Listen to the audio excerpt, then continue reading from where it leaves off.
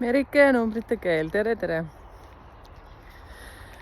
Ma juba naeran ette sellepärast, et teema on huvitav ja teate nii tore, et ma peaks ütlema, et ma olen kõigile YouTube'i kommenteerijatele hullult tänulik.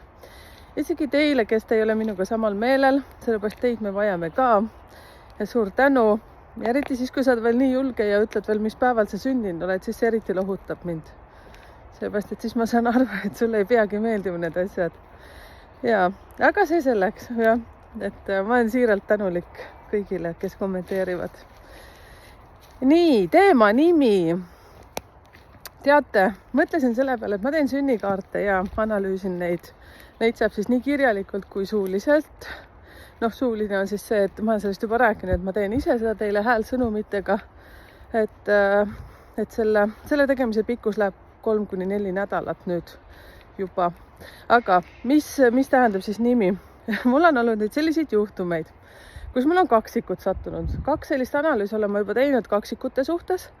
Ja esimene selline juhtum oligi see, et miks see kaksikutest teine on nagu nii teistsugune. Ja teate, sealt tuleb ju välja väga lahedalt, et nendes, mis on suhteanalüüsi, mitte suhteanalüüsis ka ma muidugi vaatan. Aga eks siis suhteanalüüs, teate mis, nüüd kui see sõna tuli suust välja, see ei tähenda seda, et see peab olema paarilisega, ehk siis mees ja naine, selles suhtes paariline. See võib olla täiesti sinu töökaaslane või siis sinu sõber. Saad aru selles suhtes, et sa ei tohi nagu seda minevikku lihtsalt tuhnida, aga lihtsalt see, et kuidas te nagu hakkama saate. See suhteanalüüs, ma ei tea, miks see suust välja tuli. Nii, tulen tagasi, kui ma teen seda sünnikaardi analüüsi ja siis klient ütleb mulle, et mul on kaksikõde või kaksikvend, eks ju, ja see, et ta on hoopis teistsugune, sealt läheb kohe välja. Kas ta siis on miinuses või ta on plussis. Ja nimi, vaat nüüd täna, miks ma tahan seda rääkida, nimest tahan tegelikult rohkem rääkida, mitte sünnikaardist.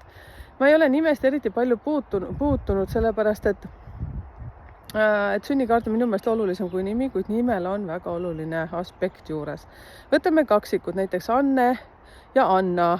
Nagu põhimõtteliselt üks ja sama, perekonna nimi on sama. Ma natuke stoppasin, kuna mul see 3. koer on nii selline aeglaselt liigub ja tark ei torma, vaata. See vahest närvid ära selle oma aeglusega, mis sa ikka teed, kunagi me oleme kõik vanad. Ja näete, muu jutt tuli vahele. Nii, kaksikutes siis üks on Anna, üks on Anne ja muidugi see A ja E seal lõpus annavad kohe teise nüanssi. Perekonna nimi on ju sama, eks ju. Ehk siis energia kohe muutub. Kus saab teada siis nimede energia, ehk siis nimed, igal tähel on oma number. Minu suletud grupis on minu meelest üsna alguses, ma tegin postitusi, kes on mul seal juba grupis, siis minge kerige seda allapoole, seal on üldse nagu palju informatsiooni, et küll te selle kõik sealt kätte saate, et lihtsalt peab viitsima natukene, et kommenteerige sinna. Tasub seda vaadata ja teate, mis tasub veel vaadata? Seda, et milline on sinu hüüdnimi. Ja muidugi, kui me kasvame, siis on ju kaksikute puhul see, et üks satub ühte seltskonda, teine satub teise seltskonda. Kui sünnikaart on üks ja siis ütleme, teil on ju karmavõlad ka üks ja sama täpselt. Aga see ei tähenda, et te lähete täpselt üks ühele samamoodi. Jah, mul tuli üks lugu praegu meelde, aga ma praegu seda lõppu enam ei mäleta. Mingi lugu oli kunagi, kui ma enesearengu teel olin ja oli kaksikutest 2 mees, kes olid kaksikud. Üks oli selline napsumees ja pullimees ja oskas elust nagu lõpu tunda, oskas. Ja teine oli täiesti pühendunud selline tööle, raha hankimisele ja ta oli üksik, tal ei olnud lapsi ega naist ja minu meelest see, kes lõputses, ma ei mäleta, kas tal oli perekond või siis vahetas naisi. Ühesõnaga selline naisteemees. Kui naisel on mitu meest, siis ta on lits, eks ju. Sorry, ma ei öelnud seda välja, aga kui mehel on palju naisi, siis ta on lihtsalt naistemees. Siis ta on selline pop ja populaarne. Nii, okei, see selleks, aga teate, nende kaksikute puhul oli see, et vahet pole, millise elutee nad võtsid. Nad surid ikkagi praktiliselt ühel ajal ja liiklusõnnetuses, kui ma nüüd ei eksi. Kes seda lugu teab? See on käinud mingi Bob Proctori teemast läbi minu meelest, et kuskil nendel koolitustel ma seda lugu kuulsin. Võib-olla ma ise natuke lisasin. Nii, aga lähme point juurde tagasi, kaksikud. see oli üks lugu sellest, et vahet pole, millise teekonna sa võtad, aga me niikuinii ükskord sureme kõik ära, eks ju. Aga nii kaua, kui me siin siis elame, et nimi annab energia ja igal tähel on siis oma number. Ja seda saate sealt minu suletud grupist, seal on tabel, iga täht tähendab midagi. Ja siis, kui need karma ülesanded ja asjad sünnikaardist tulevad samad välja selle kaksikute puhul, siis on ju see, et seltskond, kuhu ta kisub, kellega koos ta läbi käib ja siis tema mõttemaailm. Sünnikaardist näeb väga hästi välja plussid ja miinused.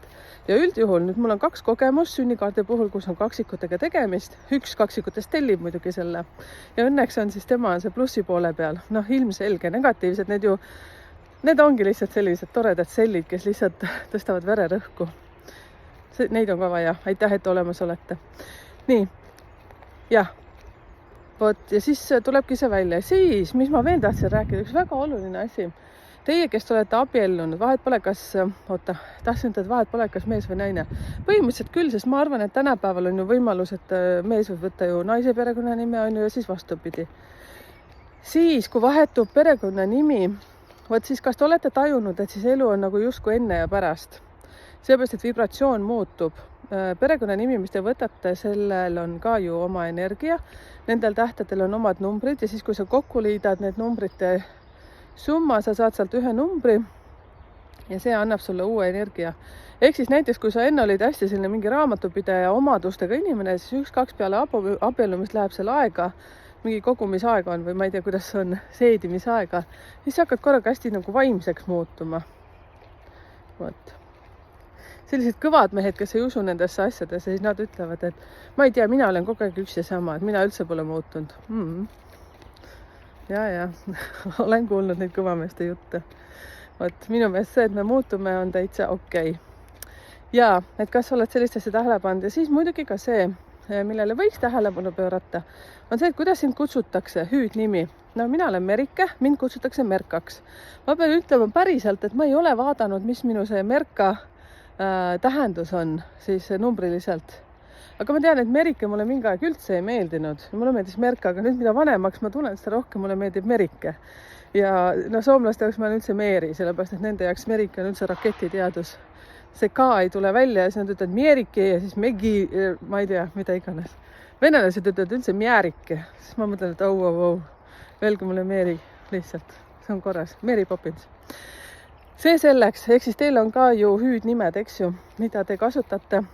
Ja muidugi minu meelest nii lahe on see, et kuidas sind kutsutakse selles suhtes see ääle võngeve. Umbes, Merike, tule kohe siia. Või siis see, Merike, saad sa korraks tulla? Muidugi saan. Esimesel versioonil, kui ema ütles mulle, Merike kohe siia, siis hullult tahtsin minna või? Ei tahtnud. 100 põhjust mõtlesin välja, et miks mitte minna. See oli kõige hirmsam asi. Suur austus mu ema vastu, lihtsalt ma olin selline jube kaak. Mõtlesin välja igasuguseid lollusi. Nii, vot siis nii palju siis nimest. Jah, minul on elukaaslane, kellega ma koos olen ja ütleksin niimoodi, et kuna numeroloogiaga tegelen, siis mina vaatasin tema perekonnanime energia läbi, ta küll naaris selle peale, ma ütlesin, naera, aga mina pean ikkagi teadma. Teate, õnneks siis minu perekonnanime energia ja tema perekonnanime energia on täpselt üks. Nii et minul ei muutu mitte midagi. Muutub siis, kui mina tahan säilitada oma perekonnanime ja võtan lisaks tema perekonnanime, siis kohe mäng muutub. Vot, ja siis tegelikult, mis ma veel tahtsin teile kallikesed ütelda seda, et teeme niimoodi, lepime kokku, et me päris hulluks ka ei lähe nende asjadega, eks ju. Et ärge arvake, et ma kõike ainult numbrite järgi süstematiseerin. Mulle meeldiks tegelikult, et ma natuke rohkem neid asju teeksin veel. Aga tuleb mäletada seda, et elu on elamise jaoks ja nautimise jaoks, nii nagu mul koerad. Et jookseb, kähku. Et rongilt maha ei jää, et eks siis me ka mäletame elada ja selleks, et me selle elu maha ei maga. Et tore on ennast vaadata ja jälgida ja mina ütleksin, sünnikaart on peaaegu, et kohustuslik oleks. Ükskõik, kas võtad astroloogilise või numeroloogilise, ütleb lennuk. Tähelik vaikus oli siiamaani. Äkki mul jutt muutub lobaks, vaata, siis lennuk tuleb.